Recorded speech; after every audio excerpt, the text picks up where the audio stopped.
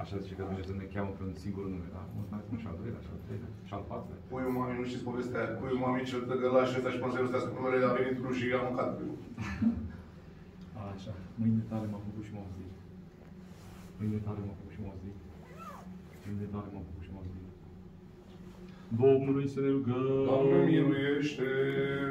În numele Tău, Doamne, Dumnezeu la Dumnezeu și al lui nostru Fiului Tău și al Duhului Tău ce Sfânt, pun mâna mea peste pruncul Tău acesta, Andrei, care s-a învrednicit a scăpat de numele Tău ce Sfânt și a săpățit să facă părământul la repilotare, depărtează la el înșelăciunea cea veche și umple de credința cea într-o în nădejde și dragoste, ca să cunoască Tu ești Dumnezeu, Dumnezeu adevărat și nostru de Fiul Tău, Domnul nostru Iisus Hristos și Duhul Tău ce Sfânt.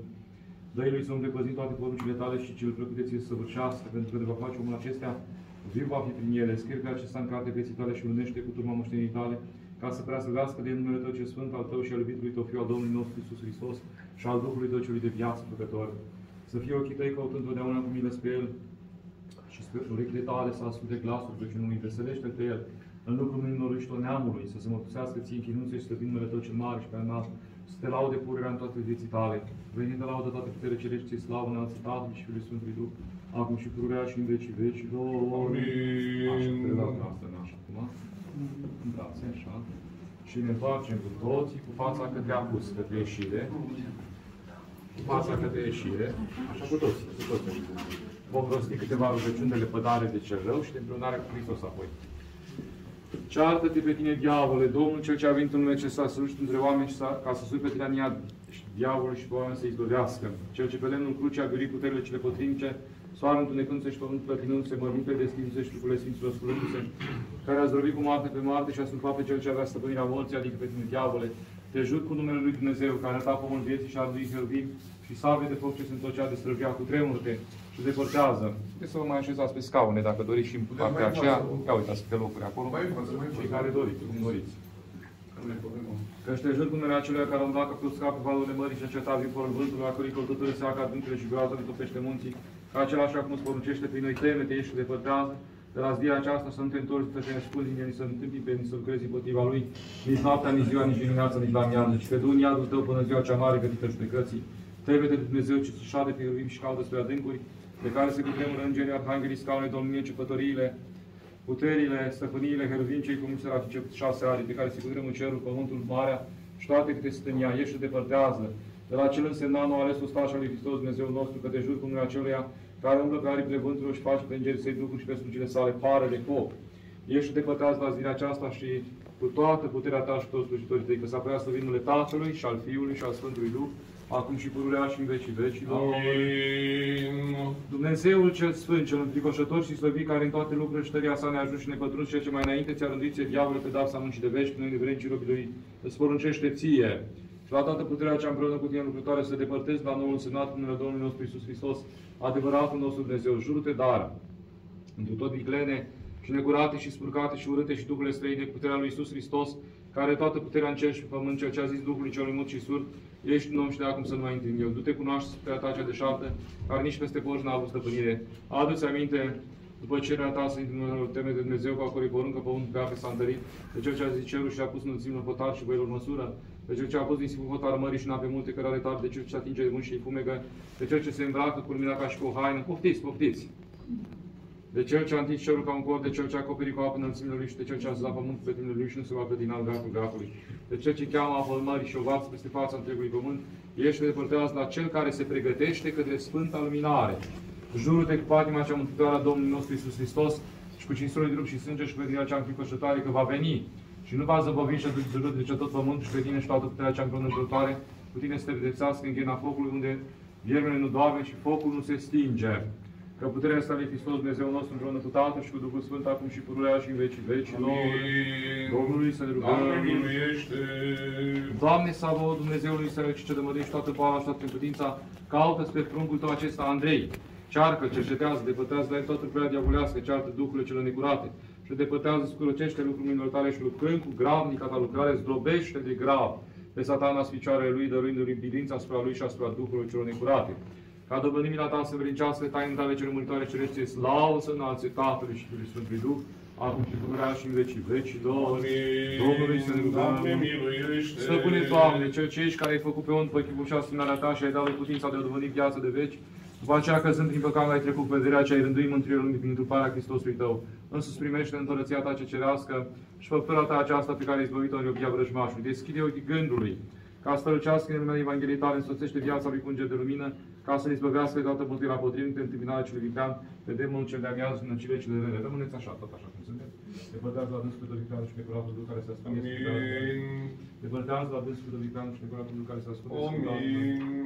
Depărtează la dânsul pe vicleanul și pe curatul Duh care se ascunde. Duhul înșelăciunii, Duhul vicleșugului, Duhul slujidului și a toată lăcomia. Duhul minciunii și a toată necurăția care îl creează în învățătura diavolului și fă pe el ai fundătoare tu cele sfinte a Hristosului tău. Mădular cinstit al bisericii tale, fiu și moștenitor al împărăției tale, ca după poruncile tale viețuim și păzim pe cetea nesfidicată și ferim veșmântul neîndinat să dobândească fericirea sfinților în împărăția ta cu harul și cu îndurările și iubirea de oameni, ale uneia născuțiului tău care ești binecuvântat, cu prea sfântul și bunul și de viață, făcătorul tău Duh, acum și pururea și în vecii vecilor. Amin. Da, așa. Acum, atenție, răspundeți la întrebări. Rămâneți tot așa către apostol. Te lepezi de Satana și de toate lucrările lui și de toți slujitorii lui și toată slujirea lui și toată trufia lui? Ziceți, mă lepăd. Te lepezi de Satana și de toate lucrările lui și de toți slujitorii lui și de toată slujirea lui și de toată trufia lui? Te lepezi de Satana și de toate lucrările lui și de toți slujitorii lui și toată slujirea lui și toată trufia lui? Te-ai lepădat de Satana? M-am lepădat de Satana. Te-ai lepădat de Satana? Te-ai lepădat de Satana? Suflă și îl scuipă pe Satana, așa către apus, către ieșire. În chip simbolii suflați de 3 ori, ne întoarcem cu toții cu fața către răsărit și facem unirea cu Hristos. Din nou, așa? Te unești cu Hristos. Te unești cu Hristos. Te unești cu Hristos. Te-ai unit cu Hristos. Și crezi lui, ziceți, cred lui, ca un împărat și Dumnezeu. Și acum, nașul, citiți crezul. Dar ochelari. Să dăm ochelari. Haideți să zicem împreună. Dăm ochelari în geam. Ce garantează împreună așa. Haideți să mă așa. Vino Andreea. Să fie și crezul. Făceam ochelari. Atenție, și al pământului, al lucrurilor văzute și nevăzute. Și Bunul Domnul Iisus Hristos, Fiul lui Dumnezeu, Unul născut, care din Tatăl s-a născut mai înainte de toți vecii, lumină din lumină, Dumnezeu adevărat din Dumnezeu adevărat, născut unul făcut, cel de o ființă cu Tatăl, prin care toate s-au făcut, care pentru noi oamenii și pentru a noastră mântuire s-a pogorât din cerul și s-a întrupat de la Duhul Sfânt și din Maria Fecioara și s-a făcut om. Și s-a răstignit pentru noi zilele lui Pontius Pilat și a pământului și s-a îngropat. Și a înviat a treia zi după Scripturi și s-a înălțat la cerul și șade de-a dreapta Tatălui și iarăși va să vină cu slavă să judece vii și morții, a cărui împărăție nu va avea sfârșit. Și într-unul Duhul Sfânt, Domnul de viață Făcătorul, care din Tatăl purcede, cel ce împreună cu Tatăl și cu Fiul este închinat și slăvit, care a grăit prin proroci, într-una sfântă, sobornicească și apostolească biserică, mărturisesc un botez pe iertarea păcatelor, aștept învierea morților și viața veacului ce va să vie. Amin.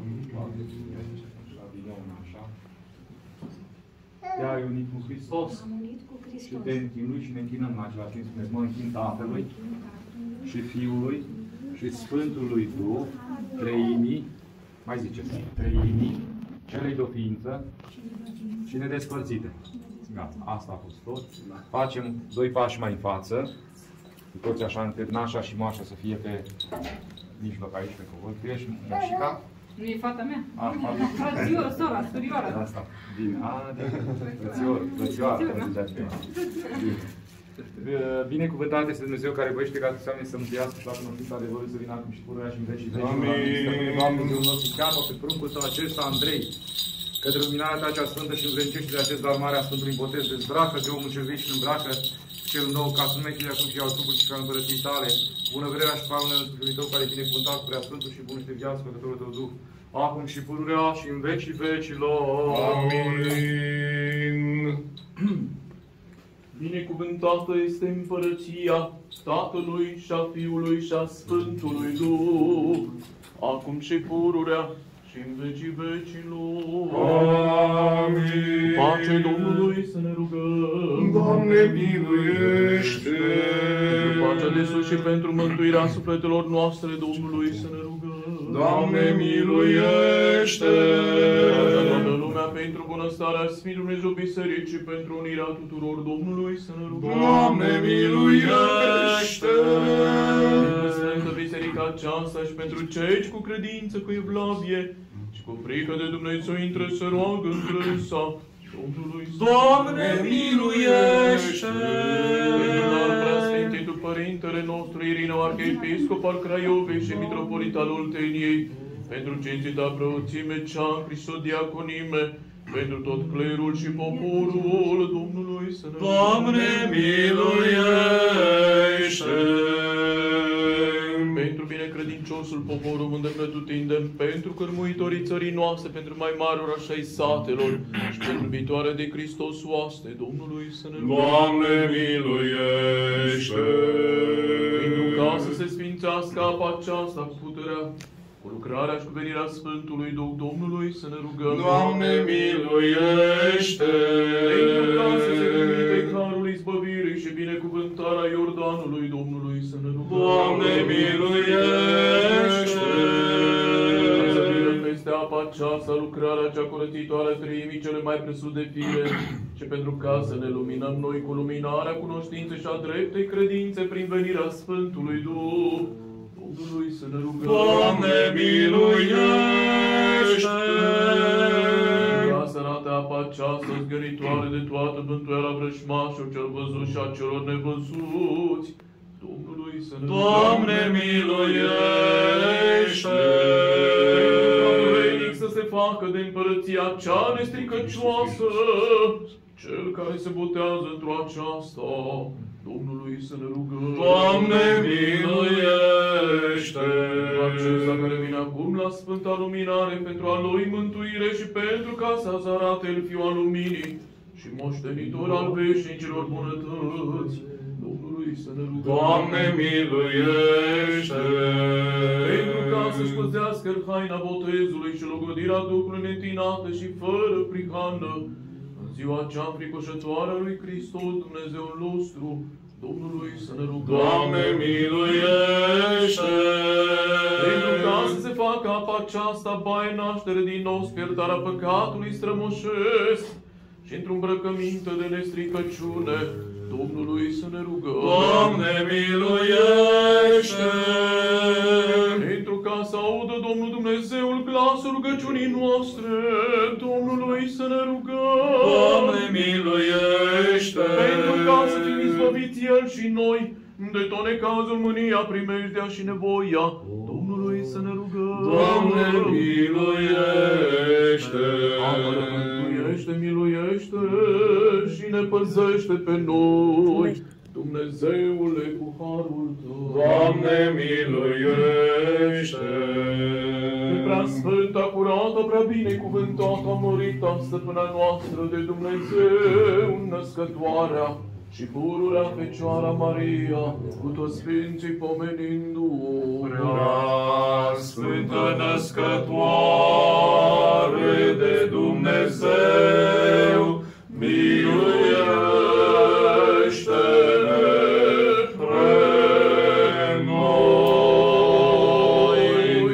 pe noi înșine și unii pe alții și toată viața noastră lui Hristos Dumnezeu s-o dăm.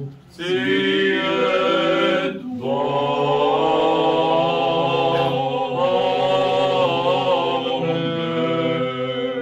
Mare ești, Doamne, și minunate sunt lucrările Tale, și niciun cuvânt nu este de ajuns spre lauda minunilor Tale. Amin. Mare ești, Doamne, și minunate sunt lucrările Tale, și niciun cuvânt nu este de ajuns spre lauda minunilor Tale. Mare ești, Doamne, și minunate sunt lucrările Tale. Toate puterile îngerești. Pe tine te laudă soarele, pe tine te slăvește luna, ți se pleacă stelele, pe tine te ascultă lumina, pe tine se îngrozesc adâncurile, ție slujesc izvoarele, tu ai întins cerul ca un corp, tu ai tărit pământul peste ape, tu ai grădit marea cu nisipul spre răsuflare, nevăsat aerul. Puterile îngerești ție slujește, tu arhanghelor ție se închină. Heruvimii cei cu mulți serafice cu 6 ani, cu prejustă și zburând, de frica slavei tale cele necuprinse, se acoperă. Că tu, Dumnezeu, fii necuprins de gând și de cuvânt și fără de început ai venit pe pământ, chipul nostru luând într-o asemănare omenească făcându-te, că n-ai răbdat, stăpâne, pentru îndurările milei tale, Să vezi neamul omenesc chinul de diavol, ce ai venit și ne-ai mântuit pe noi. Mărturisim harul tău, vestim mila ta, nu tăinui facerea ta de bine. Toată firea omenească ai izbăvit-o, pântecele Fecioarei l-ai sfințit cu nașterea ta.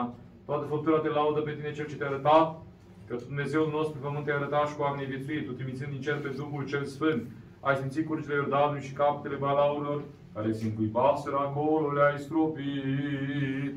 Sus, dar pe totdeauna împărate, vino și acum cu pogorârea Sfântului Tău Duh și sfințește apa aceasta. Amin. Sus, dar iubitore de oameni împărate, vino și acum pogorârea Sfântului Tău Duh și sfințește apa aceasta. Amin. Dar pe totdeauna împărate, vino și acum cu pogorârea Sfântului Tău Duh și sfințește apa aceasta. Amin. Și de harul izbăvire și binecuvântarea Iordanului, fu pe a izvor de nestricăciune, dar de sfințenie, de legare de păcat, vindecare de boli, diavolii, orpeire, de putere ce potrivnice neatinsă, plină de putere îngerească.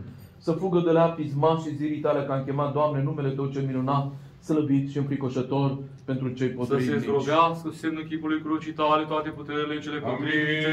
Să se zdrobească semnul chipului crucii tale toate puterile cele potrivnice. Să se zdrobească sub semnul chipului crucii tale toate puterile cele potrivnice. Amin.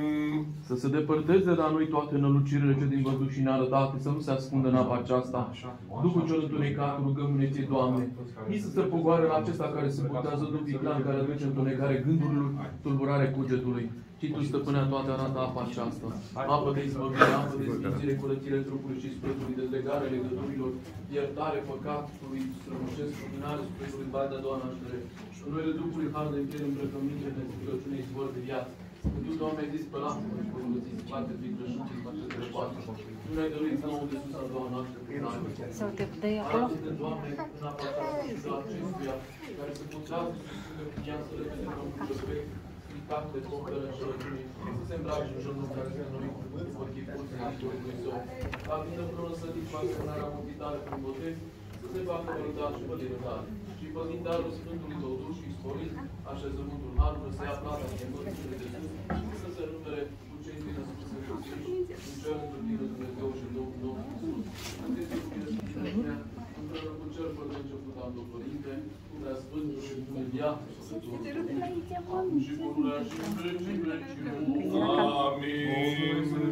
Doamne, miluiește!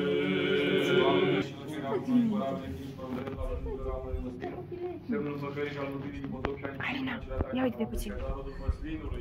Pe venirea Sfântelor Campanii, care prin noi au de tot Sfântul și la Mântuirea Tăcită.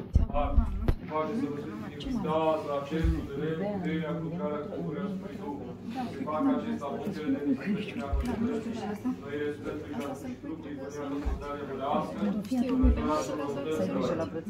Cei care se încredință sau vă și gustat, mie specială, ca Sfântului Duh, muncească Sfântului Duh. Acum și curea și în vecii vecilor.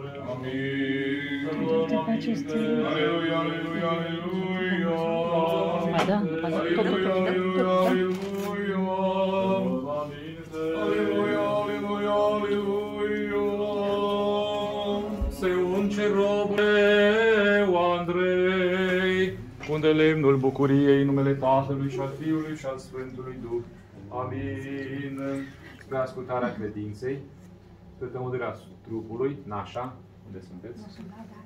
Așa, îl ridicați puțin așa, ca să-l lungeți. Într-o parte, exact, foarte puțin, ca și sufletul, lăsați la loc. Mâinile tale m-au făcut și m-au zidit, ca să umble în căile tale. Acum o să vină Părintele să le ia în brațe, dumneavoastră să luați acoperământul, scutul cu care o să-l primiți după botez.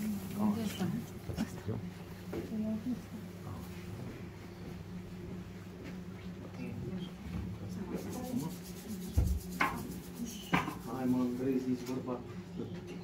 Asta înseamnă un Andrei. Dacă vrei să stai la... Nu știu. Se botează rolul Dumnezeu Andrei în numele Tatălui. Amin. Și al Fiului. Amin. Și al Sfântului Duh. Amin. La ce înseamnă la băiță? Da. Mulțumim. La piscină e cam frig acum, nu știu ce să face. Să nu-l îmbrăcați deocamdată. Mie haină luminoasă, Cela ce te îmbraci cu lumina, ca și cu o haină, mult milostive Hristoase, Dumnezeul nostru, dă mie haină luminoasă, cela ce te îmbraci cu lumina, ca și cu o haină, mult milostive Hristoase, Dumnezeul nostru. Dă mie haină luminoasă, cela ce te îmbraci cu lumina, ca și cu o haină, mult milostive Hristoase, Dumnezeul nostru. Mă întorc eu imediat cu fașa, mai veniți puțin așa, să nu fie. Nu e fric, dar... botezat-o te-ai, luminat-o te-ai, sfințit-o te-ai, stropit-o te-ai, spălat-o te-ai, în numele Tatălui și al Fiului și al Sfântului Duh, acum și pururea și în veci veciuri. Amin. Botezat-o te-ai, miluit-o te-ai, stropit-o te-ai, sfințit-o te-ai, spălat-o te-ai, te stropim așa puțin, nu te speri, în numele Tatălui și al Fiului și al Sfântului Duh, și încercăm să mai ștergem pe aici pe unde te-am miluit. Gata. Gata. Acum înveliți foarte bine și cu trecut păduric, așa, și o să înconjurăm Maxa și Cristenția în semn de bucurie, de 3 ori. Nașii, moșii, Ioara, Trebuia să le așteptăm. Mă dăm atât nici mai am. Ție bine. Da, da.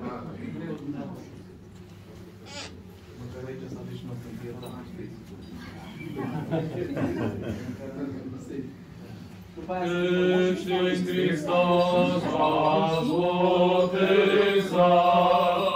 în Hristos și îmbrăcat. Aleluia! Câți în Hristos v-ați botezat, în Hristos v-ați și îmbrăcat. Aleluia! Câți în Hristos v-ați botezat, în Hristos v-ați și îmbrăcat. Aleluia! Slavă Tatălui și Fiului și Sfântului Duh, și acum și pururea și în vecii vecilor. Amin. În Hristos v-ați și îmbrăcat. Aleluia! Să luăm aminte, Mamă și tuturor. Fiului tău, Domnul este luminarea mea și mântuitorul meu. De cine am uitele mele? Domnul este apărătorul vieții mele. De cine nu voi înfricoșăm? Binevoiți la către romani, Sfântul Apostol Pavel, citire.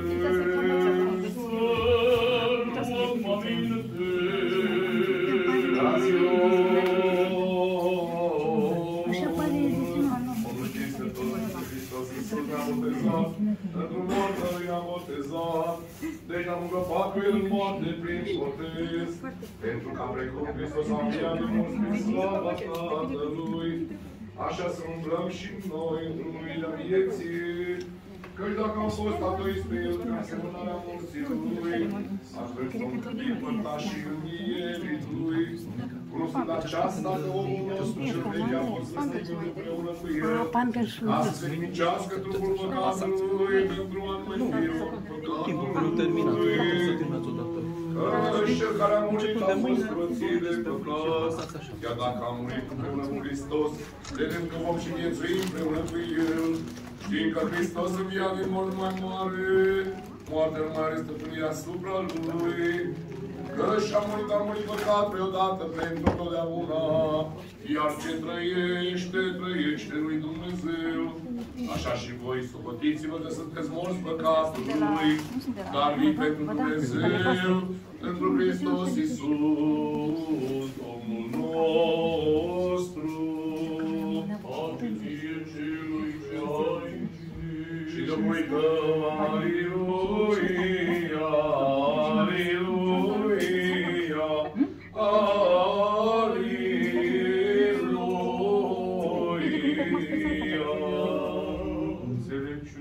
să ascultăm Sfânta Evanghelie. Pace tuturor! Și Duhului Tău! Sfânta Evanghelie cea de la Matei citire. Mărire ție, Doamne, mărire ție! Să luăm aminte. În vremea aceea, cei 11 ucenici au mers în Galileea, la muntele unde le-a poruncit lor Iisus, și văzându-L s-au închinat Lui, ei care se îndoiseră. Și apropiindu-se Iisus, le-a vorbit lor zicând: Dat-mi s-a toată puterea în cer și pământ, de aceea mergând învățați toate neamurile, botezându-le în numele Tatălui și al Fiului și al Sfântului Duh, învățându-le să păzească toate câte v-am poruncit vouă. Și iată, eu sunt cu voi în toate zilele, până la sfârșitul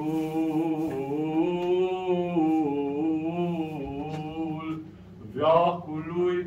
Amin. Slavă ție, Doamne, slavă ție! Doamne, miluiește! Stăpâne, Doamne, Dumnezeul nostru, care cu chipul Tău a cinstit duhminul din suflet cugetător, din trupul a alcătuit ca trupul să slujească sufletului, și punând capul peste cealaltă mădulare, așezat în el mai multe simțiri ca ce împiedică una pe alta, și a acoperit capul cu peri ca să nu se poată vede schimbările vremii, și toate mădularele străvițele ai zădit, ca pentru toate să-ți mulțumească ție prea bunule meșter. În Stăpâne, Cel ce prin vasul Tău cel ales Apostol Pavel, ne-ai poruncit nouă ca toate să le facem spre slava Ta. Pe robul Tău Andrei, care începe a ștunde părul capului, îl binecuvintează împreună cu nașii lui. Și Lăzărul să gândească toate întrujia Ta, să facă cele bine plăcute Ție, că milostiv și iubitor de oameni Dumnezeu ești, și Ție slavă înălțăm Tatălui și Fiului și Sfântului Duh, acum și pururea și în vecii vecilor. Amin. Domnului să ne rugăm. Doamne, miluiește!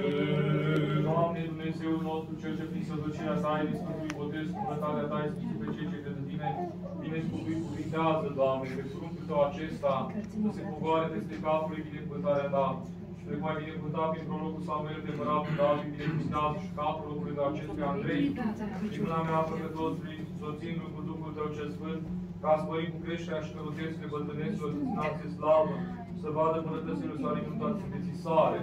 Că se spune toată slava, cinstea și chinăciunea Tatălui și Fiului și Sfântului Duh, acum și pururea și în vecii vecilor. Amin. Fericiți cei care s-au uitat pe lege și care s-au acoperit păcatele. Deci bărbatul care nu s-a acoperit păcatul nici nu este în gura. Acum când îl dea toți la o pincuță jos, o pincuță. Că ziua și noaptea s-a urmat peste mine în pat și am căzut în suferință când timp că m-am plângea. Păcatul nu l-am văzut. În aceeași formație până la final, așa că vreau Zis, am mărturisit voi în legea mea Domnului și voi iertați legiuia păcatului. Pentru aceasta se va ruga să te crește cu Dios la voi să se limită, iar nu ruga pe munte de nu e scăparea mea din necazul meu ce mă cuprinde, bucuria mea, izbăvește-mă de cei ce m-au înconjurat. Înțelepțit de voi și te voi îndrepta pe calea aceasta pe care vei merge. Azi închivă spre tine ochii mei, nu fi ca un cal și un cătâr care se cepre, cu zăbală și cu frufuri celor care strânge, ca să se apuce. Iar pe cei ce nu dăjdește în Domnul mila va înconjura. Veseliți-vă în Domnul și vă bucurați drepților și lăudați toți cei drepți la Miluiește-ne, Dumnezeule, după mare mila Ta rugăm, ne-ți auzi-ne și ne miluiește. Doamne, miluiește! Doamne, miluiește! Doamne, miluiește! Că ne rugăm pentru acest nou botezat, robul Tău Andrei, pentru sănătatea și mântuirea lui. Doamne, miluiește! Doamne, miluiește! Doamne, miluiește!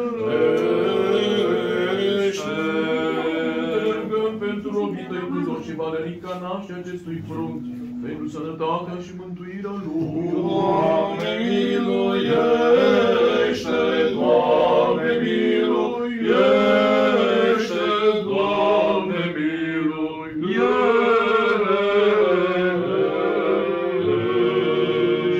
Și Sfântului Duh, acum și pururea și în vecii vecilor. Amin. Slavă ție, Hristoase, Dumnezeule, nădejdea noastră, slavă ție! Slavă Tatălui și Fiului și Sfântului Duh, și acum și pururea și în vecii vecilor. Amin. Doamne miluiește, Doamne miluiește, Doamne miluiește! Preacucernice Părinte, binecuvintează! Cel ce în peșteră s-a născut și în iesle a fost culcat, și de la din Iordan la Ioan a binevoit a primit botezul Hristos adevărat Dumnezeu nostru. Pentru rugăciunile preacuratei sale Mai și puterea cinstește viață făcătoarei cruci, ale Sfântului Apostol Andrei, cel întâi chemat ocrotitor României, și pentru rugăciunile tuturor Sfinților să ne miluiască, să ne mântuiască pe noi, ca un bun și iubitor de oameni. Robului lui Dumnezeu Andrei, care astăzi a primit taina Sfântului Botez, împreună cu nașii, moșii, părinții, bunicii, dă-i, Doamne, sănătate, înzilire multă, mântuire și bună sporire întru toate, și îl păzește pe dânsul într-un mulți ani. Mulți ani trăiască cu toții. Ani cu sănătate să vă dea Domnul tot ce doriți, zile senine și fericire, la mulți ani să trăiți. Vă fie viața numai lumină, ca în lumină să dăinuiți, pentru credință și mântuire, la mulți ani să trăiți, la mulți ani să trăiți. Să-L împărtășim și să-L bisericim. Să vă trăiască, să vă bucurați. Așa, da, așa, acum. Spate de așa.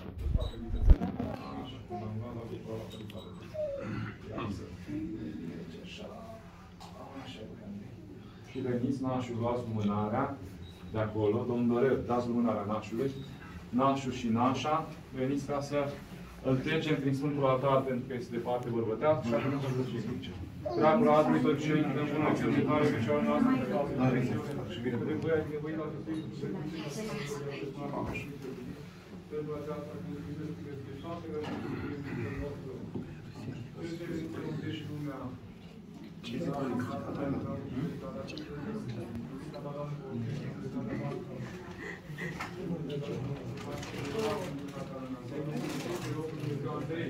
numele Tatălui și al Fiului și al Sfântului Duh, acum și pururea și în vecii vecilor. Amin. În mijlocul bisericii te voi lăuda. Și-l țineți așa pe număr, sau pe care să vin mai bine, ca să veniți aici la Părintele. Trupul lui Hristos,